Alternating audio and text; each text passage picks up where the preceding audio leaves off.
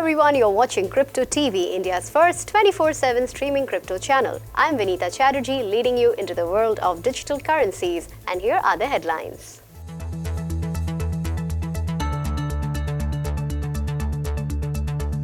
Coinswitch buys back $2.5 million worth ESOP to reward employees. India says mining crypto equipment can't be part of acquisition cost.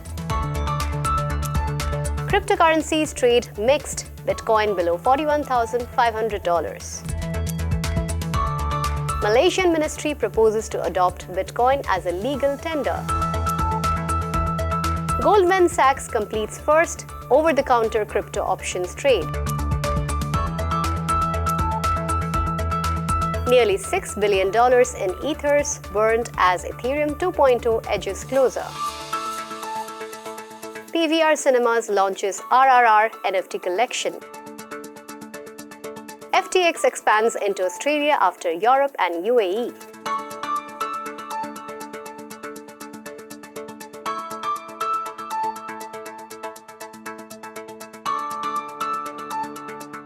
Cryptocurrency exchange Coinswitch bought back $2.5 million worth of stock options from employees, which was granted to them as part of their remuneration package. Commenting on the development, Ashish Singhal, co-founder and CEO of Coinswitch, said that the equity buyback program was a small effort to acknowledge employees' contribution to the growth of the startup company. However, the ESOP buyback move could be aimed at helping employees save tax. With the government tightening the tax news around crypto companies, it was feared that employees receiving ESOPs would be adversely impacted and would need to pay tax on such gains. However, according to tax experts, ESOP holders don't pay any tax on gains made while tendering shares in a company-initiated buyback plan. The unicorn startup had last raised $260 million from Coinbase Ventures and Andreessen Horowitz in September 2021 and was valued at $1.9 billion. Other investors include Tiger Global, Sequoia Capital, Ribbit Capital, and Paradigm. Coinswitch had grown from 20 to 500 employees in less than 2 years. It also continues to expand its wealth tech offerings and is building one of India's first Web3 teams. The government on Monday clarified that mining infrastructure will not be eligible to be deducted as cost of acquisition. The government also clarified that as per the Budget 2022 proposals, investors will not be allowed to set off losses in one crypto asset against another. Tax experts were divided on whether investors could set off losses in one crypto against another crypto asset, as in the case of stock investments. Minister of State for Finance Pankaj Chaudhary informed Lok Sabha on Monday that according to the provision of the tax laws, loss from the transfer of virtual digital assets or VDAs will not be allowed to be set off against the income arising from transfer of another virtual digital asset. He was responding to the queries raised by the member of Lok Sabha, Karthi Chidambaram, on the status of cryptocurrency. On the question whether infrastructure costs incurred in mining cryptocurrencies are to be treated as cost of acquisition, Chaudhary said that infrastructure costs incurred in mining of VDA such as crypto assets cannot be treated as cost of acquisition, as the same will be in the nature of capital expenditure, which is not allowable as deduction as per the provisions of the Act. Cryptocurrencies traded mixed, tracking mixed global stocks amid heightened geopolitical tensions as Russia continued its merciless pounding of Ukraine cities, killing thousands of civilians. Bitcoin traded below $41,500. According to reports, Mariupol, a strategic Black Sea port that would help Russia control the southern Ukraine coastline, facing the most brutal onslaught, was just a couple of days away from falling.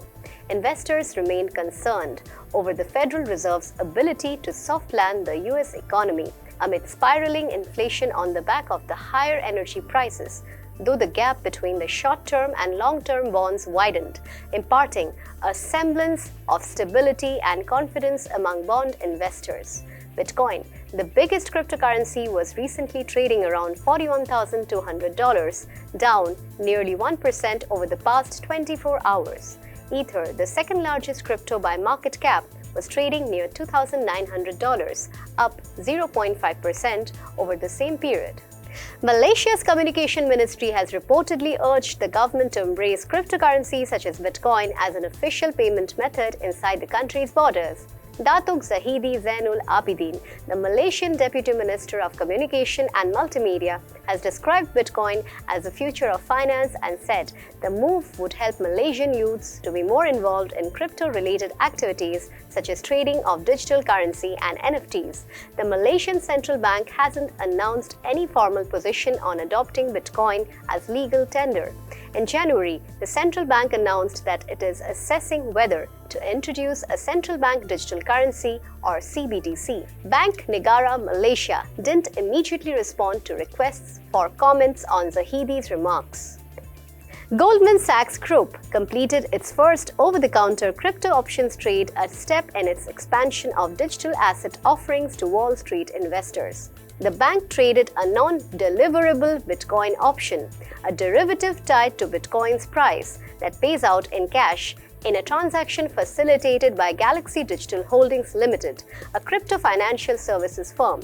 Options are used by crypto investors to hedge risks or boost yields, and over-the-counter transactions are typically larger trades negotiated privately. The move is the first such transaction by a major bank in the US, Galaxy said. The trade is expected to open the door for other banks considering OTC as a means for trading digital assets. Damien Vanderwilt, co-president and head of global markets at Galaxy, said in a statement, "Bitcoin for long has been shunned by Wall Street banks, and big banks still aren't active in the crypto spot market, handicapped by regulatory uncertainty and know your customer rules." The second largest cryptocurrency, Ethereum, has officially burned almost $6 billion worth of Ether, and $6 million is removed from the circulation every day as Ethereum 2.0 upgrade comes closer. Implemented in the London hard fork, EIP 1559, the technical name for the burn mechanism, was just one of the several updates made to the network. Recently rebranded to Consensus Layer, Ethereum 2.0 would improve the network's transaction speed, lower costs, and will lay to rest Ethereum's carbon or energy footprint problem. The upgrade will shift Ethereum away from a proof-of-work consensus mechanism, something that Bitcoin also uses to validate transactions, to a different model called proof-of-stake. Shortly after implementing the burning mechanism, Ethereum introduced the Ethereum 2.0 staking contract, which gained a massive amount of popularity and recently celebrated a massive milestone of 10 million Ethers locked into the contract. Multiplex chain PVR Cinemas has launched an exclusive NFT collection, PVRRR, in association with DVV Entertainment, the producers of the upcoming period drama RRR that releases in cinemas this Friday. The PVRRR NFTs, which are powered by Engage N, will be available to winners of a contest that is running from March 20th to 25th, 2022. Customers need to buy tickets of RRR on PVR or SPI app or website, which will give 300 users a chance to win PVRRR NFTs. The NFTs will be assigned to winners on March 31st. About 300 digital collectibles, including posters signed by Bahubali fame director S.S. Rajamouli and the lead cast including Ram Charan, Junior NTR, Ajay Devgan and Alia Bhatt, and props used in the film will be available to fans as memorabilia. Along with RRR, the exhibitor is in talks with more producers to launch movie-based digital collectibles. Well, that's all for the bulletin of this hour. Keep watching Crypto TV, India's first 24/7 streaming crypto channel. I'm Vinita Chatterjee, signing off.